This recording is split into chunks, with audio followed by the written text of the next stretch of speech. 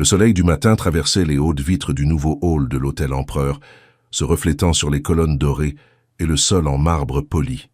Samira observait tout depuis le haut de l'escalier avec un mélange de fierté et d'inquiétude.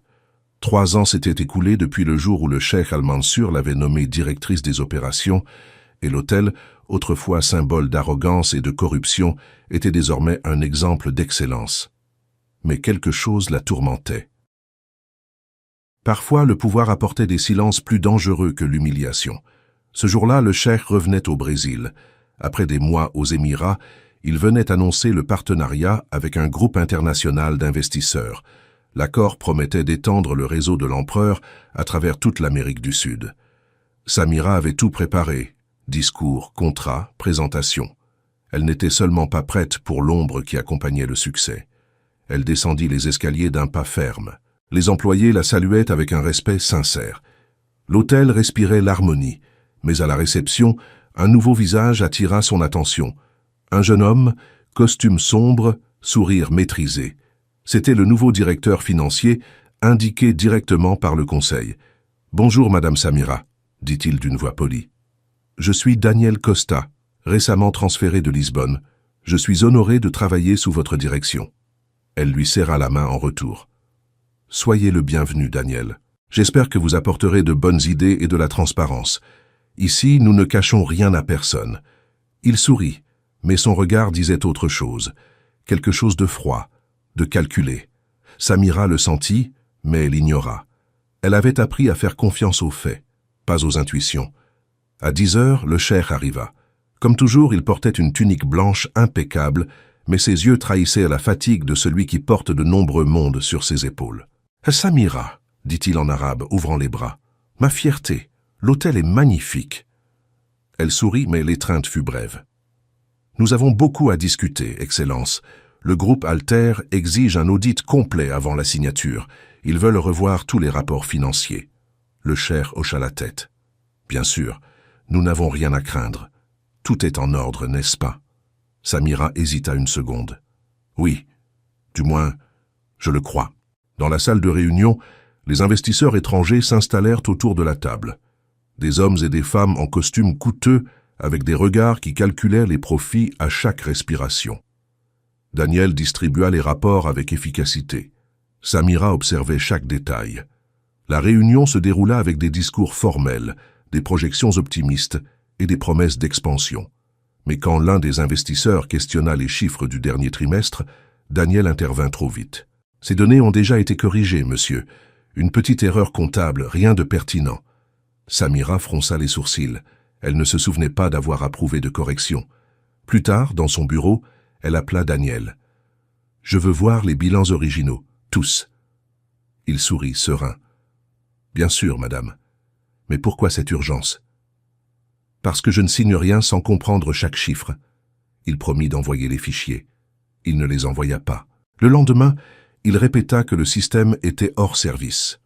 Le 3e jour que l'auditeur externe était en voyage, Samira connaissait ce genre de jeu. C'était le même que Mauricio Duarte utilisait avant sa chute. Le vendredi, elle décida d'agir seule. Elle attendit que l'hôtel se vide la nuit, prit les clés de l'archive numérique et descendit jusqu'à la salle des serveurs. Là, parmi les câbles et les écrans clignotants, elle accéda aux données avec le mot de passe administratif. Ce qu'elle trouva lui glaça le cœur. Des rapports dupliqués, des dépenses inexistantes, des transferts vers des sociétés fantômes. Tout avait commencé il y a 3 mois, quand Daniel avait pris ses fonctions. Son nom apparaissait sur toutes les approbations. Samira respira profondément. Elle avait besoin de preuves solides avant d'agir. Elle téléchargea les fichiers et envoya une copie cryptée à elle-même. Le matin suivant, elle alla voir le cheikh. « Votre Excellence, il y a quelque chose d'anormal dans les finances. J'ai besoin de votre confiance. » Il la regarda en silence, puis hocha la tête. « Vous avez ma confiance absolue. Mais je veux tout savoir avant d'agir. Nous avons des ennemis à l'affût. » Elle expliqua, montra une partie des données. Le cheikh resta immobile, puis parla d'une voix basse. « Daniel Costa. J'ai déjà entendu ce nom. Il a travaillé pour un conglomérat européen accusé de blanchiment d'argent. Ils ont falsifié des bilans, détourné des millions. Je pensais qu'il avait disparu. » Samira sentit son sang se glacer. Il est ici, Excellence, et il a accès à tout. Nous ne pouvons pas agir sans preuves officielles, dit le cheikh. Si nous l'accusons et que nous nous trompons, nous perdons toute crédibilité. Continuez à observer, mais discrètement. Samira accepta, bien que l'idée d'attendre lui ronge l'âme. Elle savait comment le mal se cachait sous des costumes et des sourires. Les jours suivants, elle feignit la normalité. Daniel restait courtois, efficace, loué par tous, mais elle remarquait de petites incohérences, des comptes payés 2 fois, des fournisseurs nouveaux, des factures sans adresse physique. La nuit, elle fouillait davantage. Elle découvrit qu'une partie de l'argent de l'hôtel était transférée sur un compte aux îles Caïmans. Montant total, 3 millions de réais. Signature numérique, la sienne, falsifiée à la perfection. Samira s'assit dans le fauteuil de son bureau, les mains tremblantes. Elle savait ce que cela signifiait. Daniel ne se contentait pas de détourner. Il préparait un piège. Elle serait le bouc émissaire. Et le contrat international serait signé dans 2 jours. S'il parvenait à tout couvrir jusqu'à là, elle serait la criminelle, pas lui. Cette nuit-là, elle ne rentra pas chez elle. Elle dormit sur le canapé de la salle de réunion, les lumières éteintes. Sa tête bouillonnait. Elle se rappela ce que le cheikh avait dit des années plus tôt. Les hommes désespérés font des choses désespérées. Peut-être était-il temps de montrer que les femmes déterminées aussi. Le matin, elle alla voir Dona Lourdes, désormais superviseur général. « J'ai besoin de votre aide, dit-elle, mais personne ne doit savoir. » La femme aux cheveux gris et au regard attentif hocha la tête sans hésiter. « J'ai toujours été avec vous, ma petite. » Ensemble, elles élaborèrent un plan. Samira feindrait de préparer la présentation finale pour le groupe Alter, tandis que Lourdes observerait Daniel et collecterait tout mouvement suspect. Un jeu de patience et de risque. L'après-midi, le cheikh convoqua une réunion privée. « Samira, les investisseurs sont impatients. Ils veulent des résultats. Nous devons agir vite. » Elle expliqua le plan. « Si je confronte Daniel maintenant, il effacera tout. Il faut qu'il pense qu'il a gagné. » Le cheikh l'observa longuement, puis sourit. « Vous avez trop bien appris de moi. Faites à votre manière. Mais si quelque chose tourne mal, je serai là. » La nuit suivante, Samira entra dans la suite présidentielle, la même où sa vie avait changé 3 ans plus tôt. Elle posa l'ordinateur portable sur la table et démarra l'enregistrement vidéo. « Si vous voyez ceci, commença-t-elle, cela signifie que je n'ai peut-être pas réussi à empêcher. Mais la vérité doit être enregistrée. » Elle enregistra pendant 30 minutes, expliquant chaque détail, chaque chiffre, chaque preuve. Elle sauvegarda le fichier et envoya une copie automatique à l'email du cheikh. Puis elle effaça les traces. Elle était prête. Le jour de la signature arriva. Le grand salon était impeccable, décoré de fleurs blanches et de tapisseries luxueuses. Les caméras de la presse attendaient à la porte. Daniel allait et venait, contrôlant chaque détail. Quand il la vit, il sourit. « Prête pour le grand jour, Madame Samira ?»« Plus que jamais, » répondit-elle froide. Les investisseurs arrivèrent à 10 heures précises. Le cheikh les salua, des discours furent prononcés, des toasts préparés. Tout semblait parfait, jusqu'à ce que Daniel pose le contrat sur la table. « Il ne reste plus que votre signature, Excellence, et le groupe Alter sera officiellement notre partenaire. » Le cheikh regarda Samira. Elle fit un léger signe de tête. Il prit le stylo et s'arrêta. « Avant de signer, dit-il, j'aimerais entendre la directrice Samira. Après tout, c'est elle qui a préparé les rapports. » Daniel se figea un instant, puis se ressaisit avec un sourire. « Bien sûr, bien sûr. La parole est à vous, madame. » Samira se leva lentement. Toute la salle se tut. Le bruit de la fontaine décorative était le seul son. Elle posa les mains sur la table et regarda le cheikh, puis Daniel. « Messieurs, avant que ce contrat ne soit signé, il y a quelque chose que vous devez savoir. » Daniel tenta d'interrompre. « Ce n'est pas le moment pour... » « C'est exactement le moment, » coupa-t-elle. « Parce que quand la vérité est retardée, la justice meurt. » Samira inspira profondément.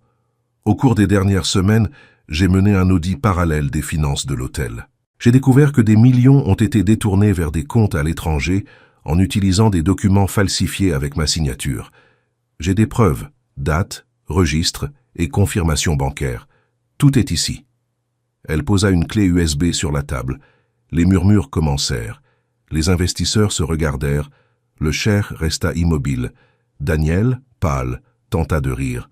« Avec tout le respect, c'est absurde. Vous essayez de vous protéger de vos propres erreurs. » Samira leva les yeux. « Les erreurs ne laissent pas de traces IP, ni ne créent de sociétés fantômes. Mais les vôtres, si. » Elle cliqua sur la télécommande et l'écran géant s'alluma derrière elle. Une série de diapositives apparut. Transfert, signature numérique, reçu de paiement. Toutes les transactions ont été approuvées avec votre identifiant, Daniel, et croisées avec les caméras de sécurité. Le 14 juillet, à 23h47, vous étiez ici, dans cette salle, utilisant mon terminal. L'homme devint blanc.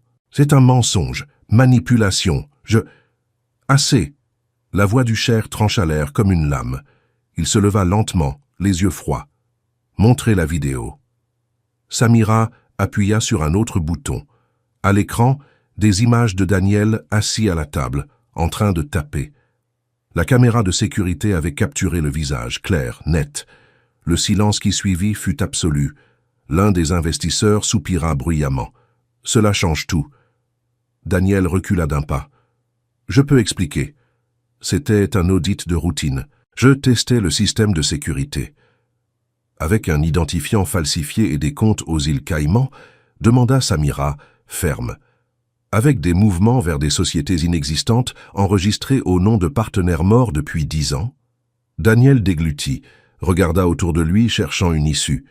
Les agents de sécurité s'approchèrent. Le cheikh marcha jusqu'à lui. « Vous avez essayé de reproduire la fraude de Mauricio Duarte, dit-il à voix basse. Mais vous avez oublié la leçon la plus importante. Ici, la vérité ne dort pas. » Daniel tenta de fuir, mais les agents de sécurité le retinrent. Le cheikh fit signe à l'un des avocats. « Remettez tout à la police fédérale, maintenant. » La presse, percevant le tumulte, envahit le salon. Caméras, flash, questions. L'hôtel Empereur a-t-il été victime d'une nouvelle fraude? Samira garda son calme. Il a été la cible d'une tentative. Mais plus maintenant. Aujourd'hui, la transparence triomphe de la corruption. Les manchettes sortirent en quelques minutes. La femme de ménage devenue directrice empêche un nouveau scandale à l'hôtel Empereur. Elle n'eut guère le temps de respirer. Le cheikh posa la main sur son épaule. « Vous avez fait ce qu'il fallait. Vous avez sauvé le nom de cet hôtel et le mien, et vous avez prouvé une fois de plus que l'intégrité est la meilleure défense. » Dans les jours qui suivirent, l'enquête confirma tout. Daniel Costa utilisait une fausse identité, avec un mandat d'arrêt international. Le détournement total dépassait 8 millions, mais grâce à l'action rapide, l'argent fut bloqué. Les médias transformèrent Samira en symbole d'honnêteté. Mais elle, contrairement à la première fois, ne chercha pas les projecteurs. Elle passait ses matinées dans la salle des employés, écoutant, guidant, réorganisant les processus. « Un hôtel ne reste propre qu'avec du savon et un chiffon, » disait-elle. « Il reste propre avec la conscience. » Pourtant, quelque chose en elle pesait. Au milieu de tant de victoires, elle ressentait un vide difficile à expliquer. Peut-être de la fatigue, peut-être la peur de devenir ce qu'elle haïssait le plus, quelqu'un de distant des gens simples qui l'avaient inspirée. Par une nuit pluvieuse, elle alla sur le balcon de la suite présidentielle. Le bruit de l'eau frappant la vitre ramena des souvenirs anciens, du jour où elle avait rendu l'anneau du cheikh, encore en uniforme de femme de ménage. La vie faisait d'étranges tours. Soudain, elle entendit une voix derrière elle. « Puis-je entrer ?» C'était Dona Lourdes apportant 2 tasses de thé. « Vous devez vous reposer. » Samira sourit. « Vous m'appelez encore, madame. »« Vieille habitude, » répondit la femme, s'asseyant à côté. « Mais je n'ai jamais oublié qui vous étiez, et je suis heureuse que vous ne l'ayez pas oublié non plus. » Samira soupira. « Parfois, j'ai peur de trop changer. Changer n'est pas un problème, ma petite. Le problème est d'oublier d'où l'on vient. Et vous n'avez pas oublié. » Le lendemain matin, le cheikh demanda à la voir. Dans le bureau, il était avec 2 hommes en costume sombre. « Samira, voici des représentants de la fondation Zaïd, une organisation qui finance l'éducation pour les femmes en situation de vulnérabilité. Nous voulons créer un programme au Brésil en votre nom, le projet Samira. » Elle resta sans voix. « En mon nom ? Oui, répondit le cheikh. Je veux que vous le coordonniez. Bourse d'études, cours, opportunités. Des centaines de femmes pourront changer de vie comme vous avez changé la vôtre. Samira sentit ses yeux piquer. Excellence, c'est trop grand. Ce n'est pas grand, c'est juste. Au cours des semaines suivantes, le projet prit forme. Reportages, interviews, dons. Samira voyait de jeunes femmes entrer dans des salles de classe financées par l'hôtel et la fondation. Certaines venaient d'histoires similaires à la sienne. L'une d'elles, Jessica, rappelait beaucoup la Samira d'autrefois. Disciplinée, timide, mais avec une lueur dans les yeux. Samira la prit comme apprentie. « Apprenez tout ce que vous pouvez », disait-elle, « parce qu'un jour, ce sera vous qui donnerez une opportunité à une autre. » Un mois plus tard, le cheikh dut retourner au Moyen-Orient. Avant de partir, il appela Samira sur le balcon. « Le monde est plein de Mauricios et de Daniels, » dit-il, « mais il est aussi plein de Samiras. Le secret est de découvrir lequel vous choisissez d'être chaque jour. » Elle sourit. « Et vous, lequel avez-vous choisi d'être ?»« Celui qui mise sur les gens quand le monde en doute. » Le vent souffla, faisant voler les rideaux. « Promettez-moi que vous continuerez. » « Je le promets. » Il partit, et l'hôtel devint silencieux sans sa présence, mais Samira se sentait prête. Le temps passa. L'hôtel Empereur grandit, ouvrit des filiales à Lisbonne et Buenos Aires. Samira voyageait, formait des équipes, implantait le même modèle de gestion basé sur le respect. Elle devint une référence internationale, mais le succès apporta de nouveaux défis. Lors d'un voyage, elle reçut un message urgent. Cheikh Al-Mansour hospitalisé, état grave. Le monde s'arrêta. Elle prit le premier vol pour Dubaï. À l'hôpital, le vieil ami était pâle mais conscient. « Ne pleurez pas, Samira », murmura-t-il avec difficulté. « La vie est un cycle. Ce que j'ai commencé est désormais à vous. Ne dites pas cela. Vous sortirez d'ici. » Il sourit faiblement. « J'ai déjà vécu plus que je ne méritais. Promettez-moi seulement une chose. Ne vous taisez jamais face à l'injustice, même si vous êtes la seule voix. » Elle tint sa main jusqu'à son dernier souffle. Les funérailles furent discrètes, comme il le souhaitait. Des représentants du monde entier assistèrent. Samira parla brièvement. Il croyait aux gens, et cette fois a changé le destin de beaucoup, y compris le mien.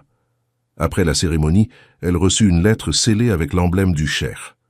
À l'intérieur, une seule phrase écrite en arabe, « La véritable richesse est le bien que nous laissons aux autres. » De retour au Brésil, Samira ressentit le poids de l'absence, mais aussi la responsabilité de l'héritage. Le mois suivant, le conseil du groupe Alter annonça quelque chose d'inattendu. Il voulait qu'elle devienne PDG mondiale du réseau Empereur. Elle faillit refuser. « Je suis traductrice de formation, pas femme d'affaires. » Le président du conseil sourit. « C'est précisément pour cela. Les hommes d'affaires pensent au profit. Vous pensez aux gens. » Elle accepta le poste avec humilité. Le premier jour, elle réunit les directeurs et dit « Si un jour cet endroit traite à nouveau quelqu'un comme inférieur, alors tout ce que nous avons construit aura été vain. Ici, la dignité est la politique de la maison. » Le discours devint viral, inspirant des entreprises et des écoles. Samira devint un symbole international d'éthique et de leadership. Mais elle n'abandonna jamais l'essentiel. Chaque matin, elle tenait à saluer personnellement les employés de nettoyage. « Ce sont eux qui tiennent l'hôtel debout », disait-elle, « comme je l'ai fait un jour. » 5 ans plus tard, le projet Samira avait déjà accordé 1000 bourses d'études. Jessica, son ancienne apprentie, avait obtenu son diplôme en hôtellerie et était devenue directrice de la filiale de Lisbonne. Lors d'une vidéoconférence, Samira dit en souriant « Vous vous souvenez de ce que je vous ai dit ?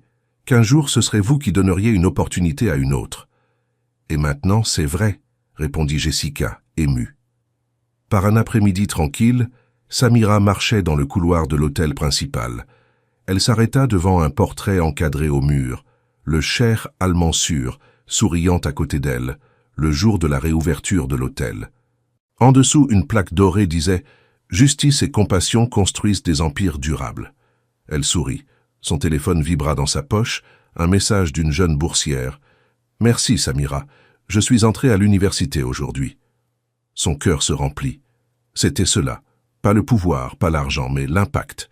Cette nuit-là, seule sur le balcon de son appartement, elle regarda l'horizon. La ville pulsait de lumière. de voitures, de sons, mais en elle régnait la paix.